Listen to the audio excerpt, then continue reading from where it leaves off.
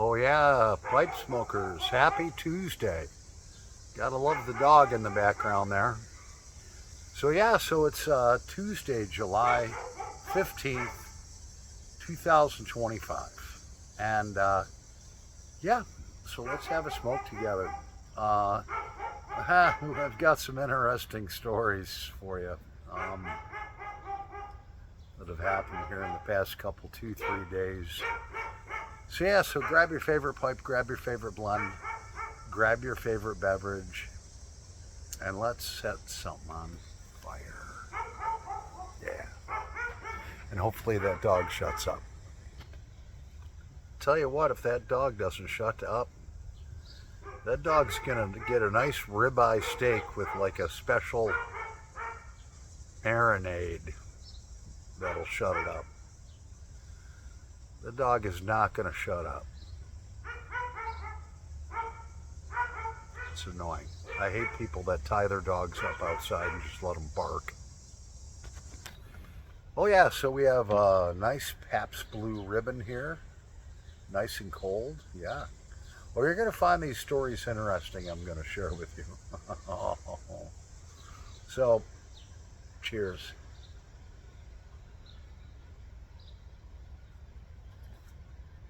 Oh yeah. Let's start my Rhodesia pipe on fire, and in that we have some Jacob's Latakia by Abbey Pipe Club. It's got Latakia in here from 1983. That's 42 years old. Oh yeah, so let's start this on fire. Nice breeze through here. It's about 88 degrees and really humid, so everything's sticky.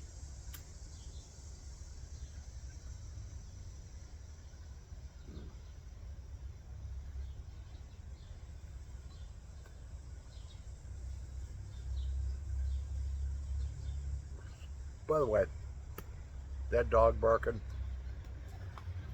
it's not a dog problem. It's an owner problem.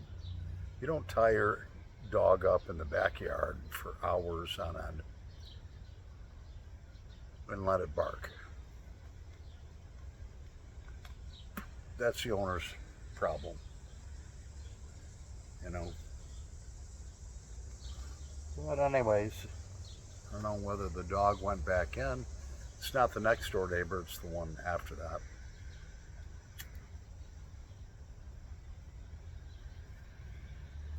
So for, a few days, kind of hung out with a girl that lives next door. And then we have a campfire and she gets to talking about some stuff.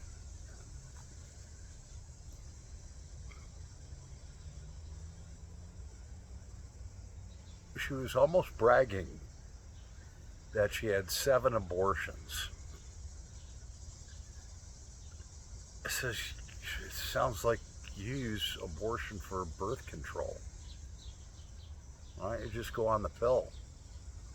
And then she's like, oh, one of them, I was 7 months pregnant when I had it aborted. I was shocked. I was like, that baby could have lived on its own if it was born. Well, I didn't need to think no more. This is why I'm going on in. This is why you don't put sex first, all right?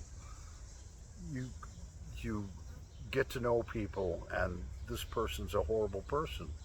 Says she's a Christian, goes to church, blah, blah, blah. That ain't no Christian when you have 7 abortions.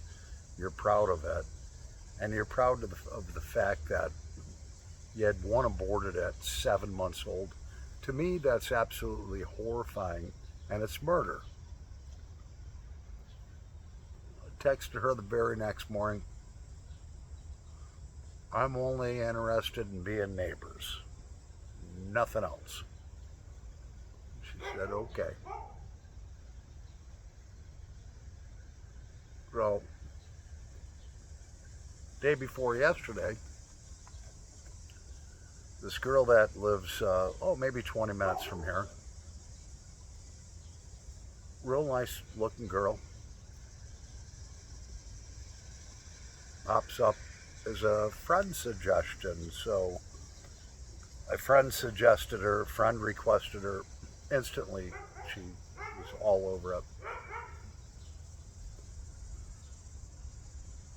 And we started texting yesterday about 5 o'clock. She's like, well, I don't text that much and blah, blah, blah. And she's 17 years younger than me. She's 43. Lost her partner 2 years ago who was my age,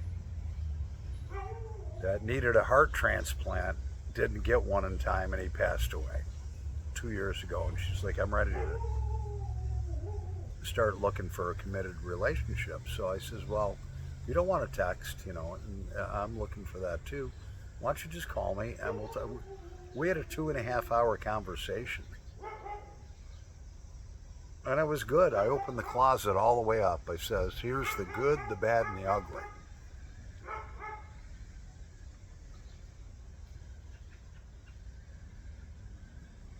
And she's like, you know what, I really appreciate you being so upfront. And I said, well, I says, I haven't been with my wife in 11 years, but I'm still legally married. I have to share that with you.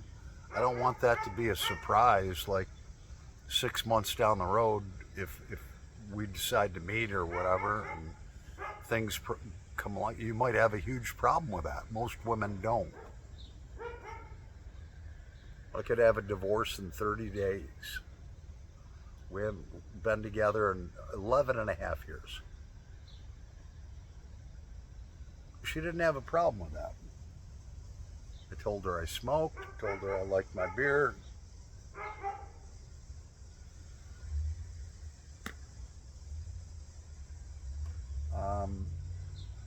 She didn't have a problem with any of that. And so we talked, like I said, for 2.5 hours. And I told her, I says, the most paramount thing is that the woman that I picked to be my next partner in life has to love the Lord with all of her heart, and together we have to put the Lord first, and also between us, and that's going to make just a great, committed relationship. And she agreed 1,000%.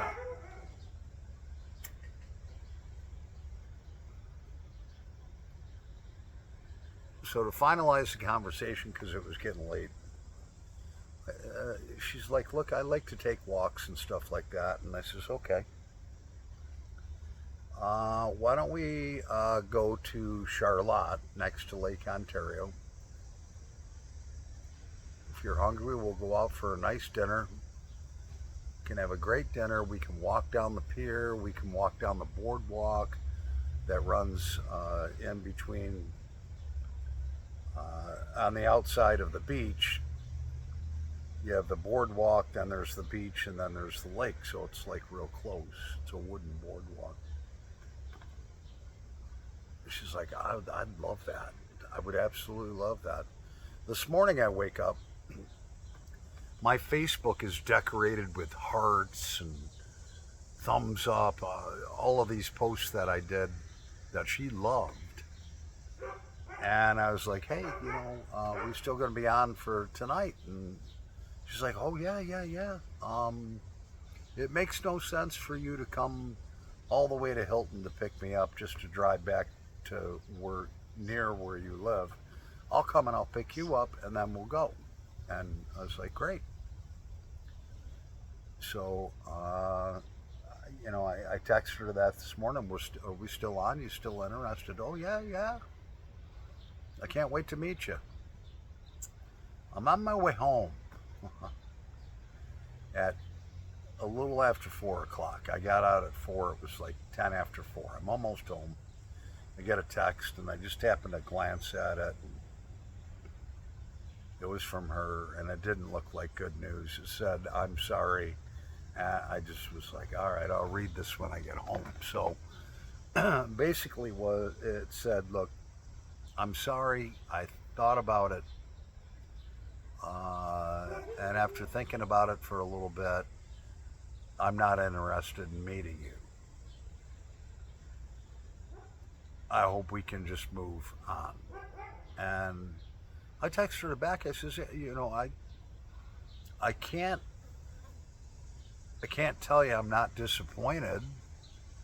We were both into this. I thought we had a great conversation.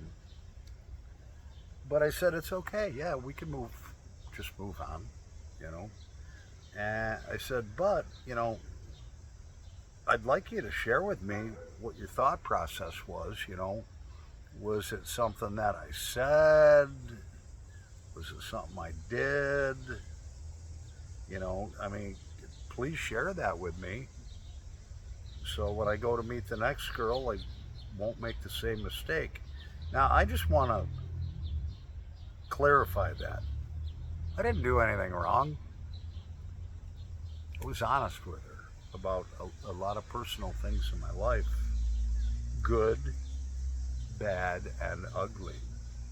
Maybe I shouldn't have been so honest, but I wouldn't want to, I don't think it's fair that if you think that you met somebody that could really turn into a committed relationship, I don't think it's fair that you leave those things out for them to find out later and then be like, whoa, you're not the guy I thought you were, or whatever. You guys get it? And so I know I did the right thing. I know the man that I am. I know I'm a good man, and it's her loss. Now, I don't know. Maybe losing her partner 2 years ago, she thought about it, was thinking about him maybe, and was just like, you know what? I thought I was ready to date, but I'm not. But you know what? If that was the case, she should have just said that, in my opinion. So, she hasn't texted me back. And that's totally fine. I was a little bummed out, but I saved $100 to pay for my car insurance because I don't have to pay for dinner tonight.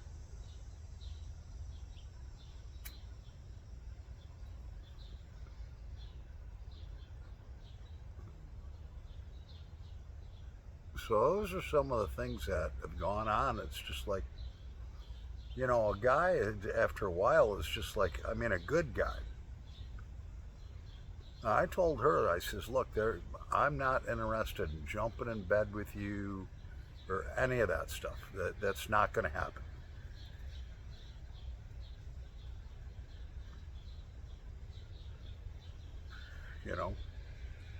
I'm going to hold my standards high because I want the Lord to bless me. I'm going to hold my standards to the Lord's standards.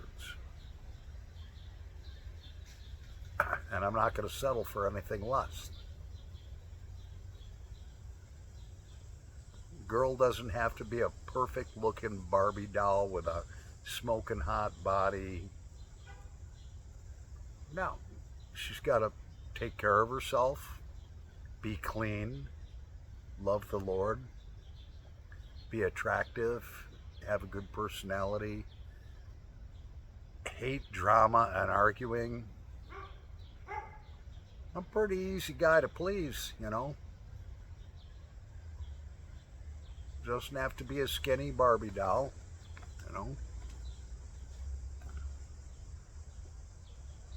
But I'm not looking for a 200-pounder either.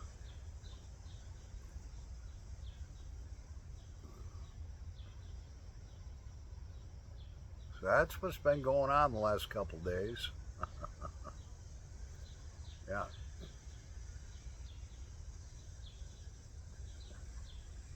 It's hard for a good person who loves the Lord to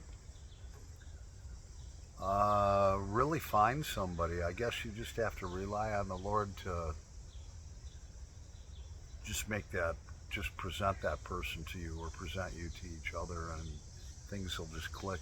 I don't need a woman. I really don't even want a woman. okay? They're trouble. They're a pain in the ass. But if it was the right woman, and the Lord said, hey, here you go, to her and me,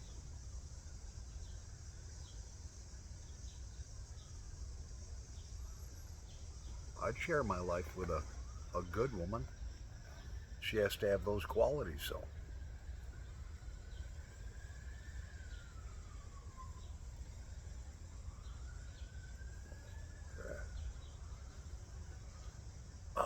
This Jacob's Latakia is good.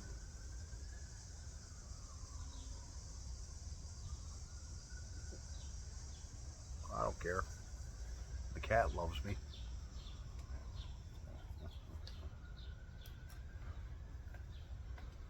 Be right back in a nanosecond. Yeah, so we've graduated to a cigarette here, you know. Yeah. So that's how my last few days have gone.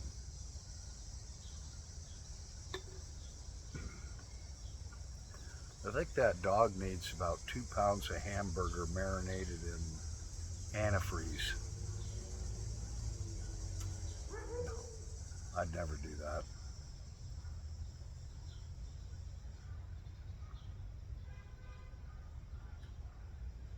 Ah.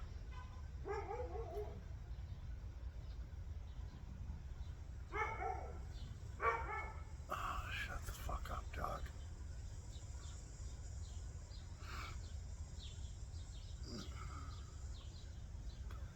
So I don't know. What do you guys think? Not you, dog. I don't care about what you think. I don't know. I was really looking forward to meeting this girl that I talked to for 2.5 hours on the phone. Goes to Calvary Chapel Church every Sunday by herself. You know, I thought, for a moment there that, God's given me something here, that I can work with. But, apparently obviously, it's not meant to be. She doesn't feel the same way about me this afternoon that she did last night or this morning. So it is what it is. I'm not bummed out about it. I just texted my mom, told her what happened. She's like, oh, well. My daughter's like, I'm sorry, Dad. But you know what? I know my value.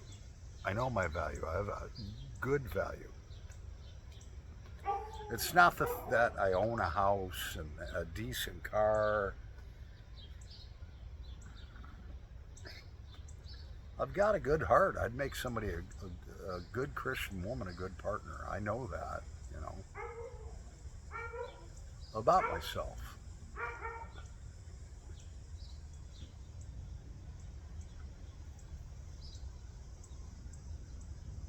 Well, anyways, happy Tuesday. I can't take this damn dog anymore. You probably can't either. Paul the Pipe Guy. Live from Rochester, New York on Winchester Street. Over, but not out.